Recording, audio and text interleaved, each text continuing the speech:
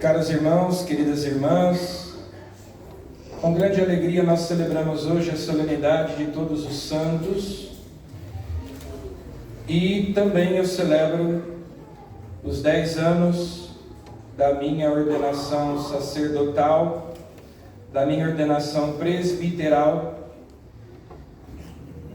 E na verdade há 10 anos, nesta hora, eu estava celebrando a minha primeira missa na minha paróquia de origem, lá em Campinas, São João Batista. Naquele dia, eu recebi de manhã na catedral, pelas mãos de Dom Ayrton, o sacramento da ordem no 2º grau. Eu fui ordenado diácono em abril, no dia 11 de abril, no sábado dentro da 8ª da Páscoa, e no dia 31 de outubro, 6 meses e 20 dias depois, fui ordenado padre. Naquele mesmo dia, celebrei a missa pela primeira vez. São momentos que, quando a gente é seminarista, desde antes até de entrar no seminário, a gente sonha, a gente pensa nesses momentos, o da ordenação, o da primeira missa. Nós temos hoje aqui a presença do diácono Moisés, seja muito bem-vindo. Ele que, quando entrou no seminário, nos seus 2 primeiros anos de filosofia, realizou o seu estágio pastoral aqui na nossa paróquia e agora, no dia 6 de dezembro, será ordenado padre. Então, já se aproxima o momento da sua ordenação. É uma alegria recebê-lo aqui hoje. Também nós temos vários seminaristas que vieram, os que são aqui da paróquia, Carlos, o Felipe e o Gabriel, também o William, que faz estágio pastoral aqui conosco, e temos mais alguns outros aí no meio de vocês. É um momento esse, o da ordenação, o da primeira missa, que a gente pensa, a gente sonha, a gente prepara, assim como as pessoas que se casam preparam o dia do casamento, e desejam que aquele dia chegue. E naturalmente a liturgia da igreja é muito rica e ela, por meio de sinais visíveis, expressa o significado daquilo que acontece na ordenação. Então, logo depois da proclamação do Evangelho, são chamados aqueles que serão ordenados, é o rito da eleição, para lembrar que nós somos chamados por Deus, nós somos escolhidos por Ele, somos seus eleitos, não por mérito nosso, não porque a gente mereça, não porque sejamos dignos, embora no rito da ordenação, o bispo pergunta ao reitor do seminário: podes dizer-me se ele foi considerado digno? E o reitor, geralmente é o reitor, responde, tendo consultado o povo de Deus e ouvido os responsáveis, dou o testemunho de que foi considerado digno. Claro que essa é uma dignidade relativa, porque ninguém está à altura do ministério sacerdotal.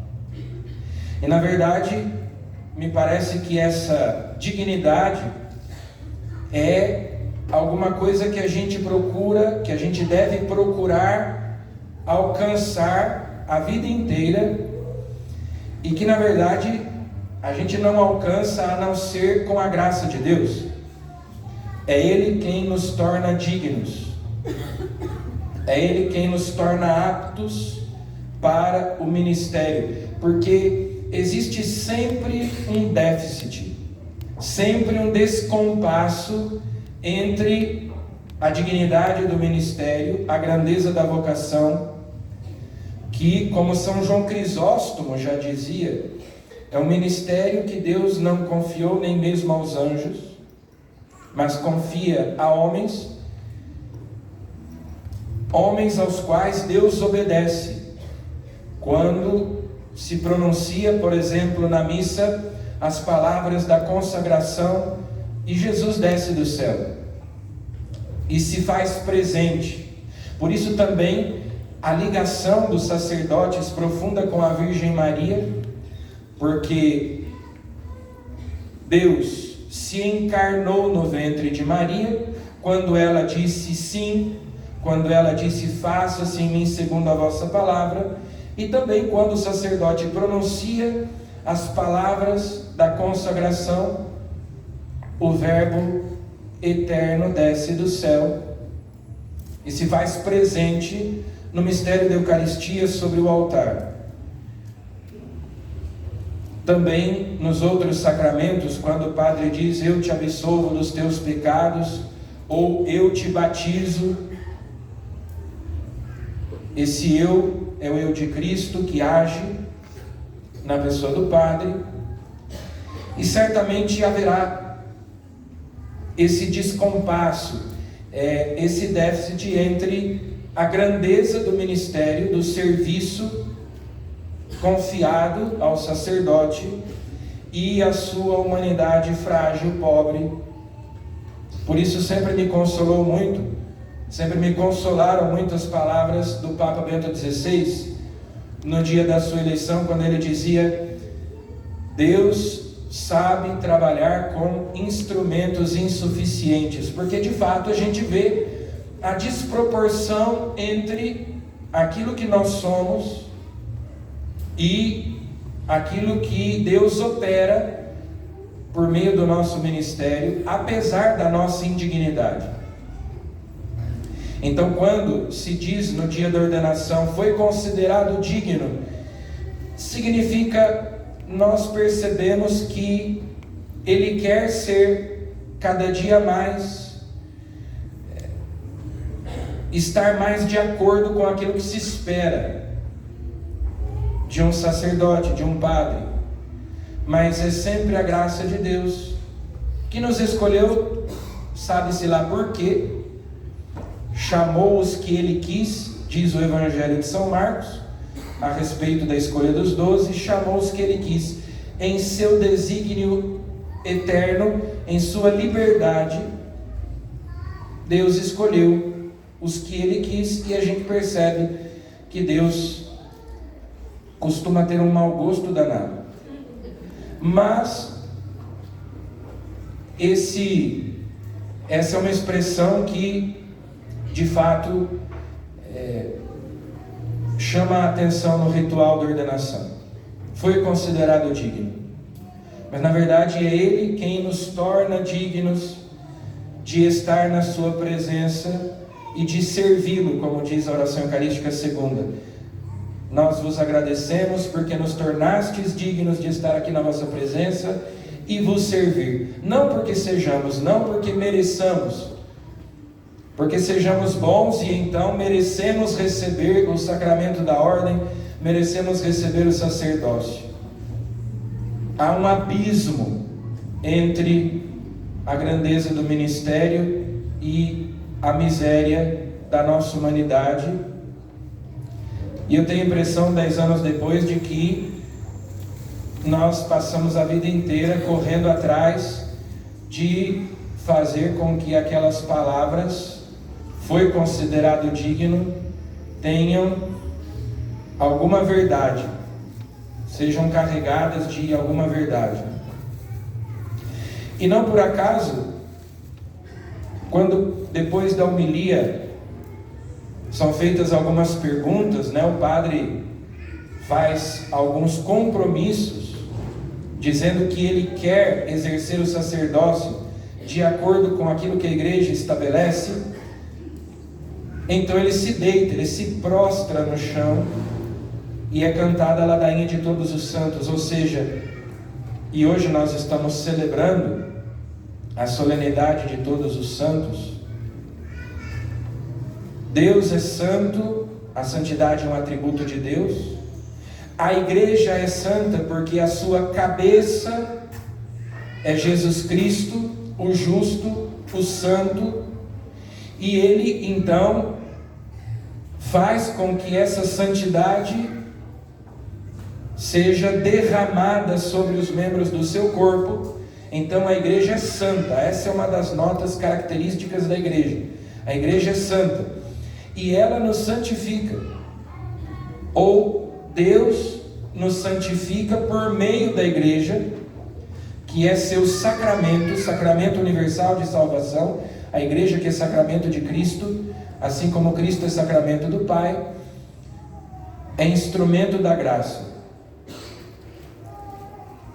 E nós cremos na comunhão dos santos. Então, naquele momento, a igreja triunfante é invocada. Todos aqueles que viveram neste mundo, especialmente aqueles aos quais foi confiado o ministério sacerdotal, tanto os padres santos que viveram nos séculos passados e que agora estão no céu, o bispo pede que nós sejamos ajudados por aquilo que o nosso ministério vai realizar agora. Ou seja, só com a ajuda de todos os santos e santas de Deus, só com a ajuda, com a graça de Deus, para viver aquilo que se propõe. E então o padre se prostra com o rosto por terra, lembrando que é pó, lembrando que não é nada, não tem nada de si para oferecer aos outros. E essa é uma característica do ministério sacerdotal, a pobreza extrema, a pobreza absoluta do padre, porque tudo aquilo que o padre tem para oferecer aos outros não pertence a ele, não é dele. O ministério me foi confiado pela igreja, mas não é propriedade minha. Eu fui ordenado e eu passei naquele dia a fazer parte da ordem dos presbíteros. Mas o ministério não é meu. Eu só posso exercê-lo em nome da igreja, em comunhão com a igreja, por delegação do bispo, que é sucessor dos apóstolos. Se eu tenho alguma jurisdição aqui na paróquia Santa Luzia como pároco, é porque ela me foi dada pelo bispo, que me nomeou. E assim, tudo aquilo que o padre tem para dar não é dele. A palavra que ele diz, os sacramentos que ele celebra, ele não tem nada de si, não tem nada meu. Tudo aquilo que eu tenho para oferecer é aquilo que Cristo me dá por meio do sacramento. Por isso, o despojamento, o esvaziamento de si mesmo, que é necessário e que também é uma luta diária,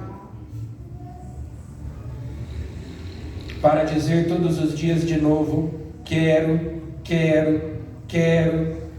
com a graça de Deus, para continuar querendo corresponder ao amor de Deus, à misericórdia de Deus que me escolheu. E depois então vem o gesto sacramental da imposição das mãos, com a oração da igreja, com a oração do bispo, para comunicar, para transmitir o ministério apostólico no grau do presbiterato. Uma participação no ministério do bispo, que é quem tem a plenitude do sacerdócio, que é o sucessor dos apóstolos ali presente. Aquela autoridade que Jesus entregou aos discípulos, aos apóstolos, e que eles transmitiram, e que é transmitido sempre de novo no sacramento da ordem. Lembrando uma vez mais, aquilo que me foi dado, eu recebi da igreja. Eu só posso exercer em comunhão com a igreja e em nome da igreja, não em meu próprio nome. Inclusive a igreja, em alguns casos, pode pedir o ministério de volta do padre. Ele continuará sendo padre, mas sem poder exercer o ministério. A ordem é um daqueles sacramentos que imprime caráter espiritual indelével, assim como o batismo, assim como a crisma, de modo que o padre sempre será padre, mesmo se ele se condena, mesmo no inferno. Aliás, que São João Crisóstomo dizia que o chão do inferno é pavimentado por crânio de bispo. Porque mesmo lá permanece aquele caráter espiritual indelével, uma marca. Que no céu seria motivo de glória, mas no inferno é motivo de maior desgraça e opróbrio e sofrimento. Portanto, é uma responsabilidade a quem muito foi dado, muito será cobrado. Então o padre tem que se deitar no chão, depois de joelhos recebe a imposição das mãos do bispo, dos outros padres presentes, para significar que ele é acolhido no presbitério, na ordem dos presbíteros, para em comunhão com eles e com o bispo exercer o seu ministério, em nome da igreja, em nome de Cristo. E só então, depois da ordenação, da imposição das mãos, é revestido das vestes sacerdotais, que simboliza que ele é revestido de Cristo, que agirá em nome de Cristo e recebe a patena com a hóstia, o cálice com o vinho para oferecer o sacrifício, porque o ato principal do sacerdote, dentre tantas coisas que o padre faz, o principal é oferecer o sacrifício de Cristo, o sacrifício eucarístico, pelos vivos e pelos mortos, como a igreja nos leva a meditar, especialmente neste mês de novembro, como nós vamos celebrar no domingo a comemoração de todos os fiéis defuntos, a comunhão dos santos, da igreja triunfante, da igreja padecente, da igreja militante. Então,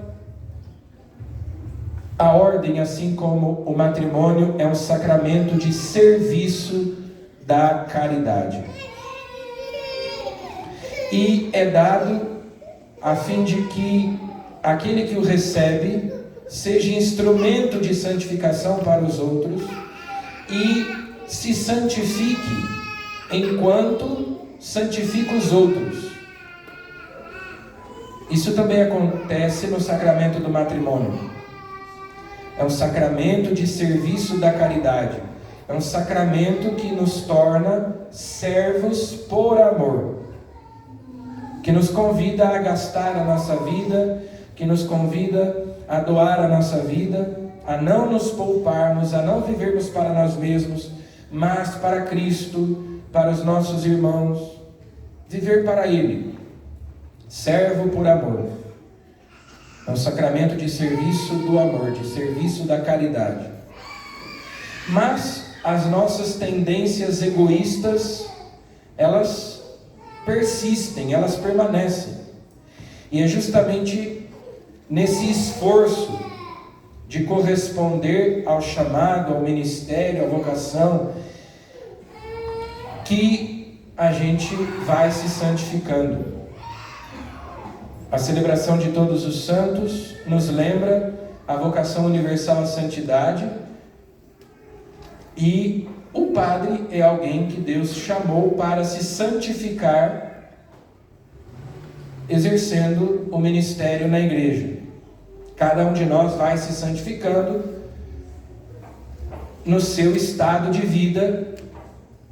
Cada um de nós precisa florescer onde Deus nos plantou, dar frutos lá onde Deus nos plantou, de acordo com a nossa vocação, de acordo com o nosso estado de vida. A vocação à santidade é universal, é comum a todos os batizados. E eu entendi, discerni que Deus queria que eu me santificasse assim. Mas é um caminho árduo, difícil, como é para todo mundo, porque novamente o chamado de Deus está sempre infinitamente acima daquilo que nós, por nossas próprias forças, somos capazes de realizar. Portanto, tudo é graça. Tudo é graça. Nós nada somos, nada podemos por nós mesmos. E hoje então, completando 10 anos, a partir de 10 anos de padre, a gente já não é mais considerado padre novo, né? Os padres novos são aqueles que têm até 10 anos de padre, então eu já não sou mais padre novo, embora continue sendo padre jovem, mas não sou mais padre novo. E, como eu dizia, a gente quando é seminarista, ou até antes de entrar no seminário, pensa muito no dia da ordenação, pensa muito no dia em que vai celebrar a primeira missa, e é um momento especial, marcante, mas é só a primeira de muitas. E a cada dia é necessário de novo dizer sim a Deus. Cada dia é necessário de novo se lembrar do porquê nós saímos de casa, se lembrar do porquê nós fomos para o seminário, do porquê um dia nós pensamos em ser padres. Assim como quem é casado também, todo dia precisa se lembrar de novo. Por que é que eu me casei com essa mulher? Por que é que eu me casei com esse homem? Por que é que eu quis constituir uma família, ter esses filhos, né? E assim a gente vai, com a ajuda da graça de Deus e apenas apoiados em Deus, vencendo as nossas tendências egoístas, as nossas más inclinações, os nossos pecados, para correspondermos melhor àquilo que Deus espera de nós, para sermos um pouco mais aquilo que Deus sonhou. Porque Deus nos sonhou. A nossa vida tem sentido, tem propósito. Deus pensou em nós. E nós temos que procurar ser cada dia mais aquilo que Ele pensou. Corresponder ao projeto de Deus, que é certamente que nós sejamos santos. Peçamos à Santíssima Virgem Maria que ela interceda por nós, para que Deus possa, apesar das nossas resistências, realizar em nós a sua obra. Louvado seja nosso Senhor Jesus Cristo. Para sempre seja louvado.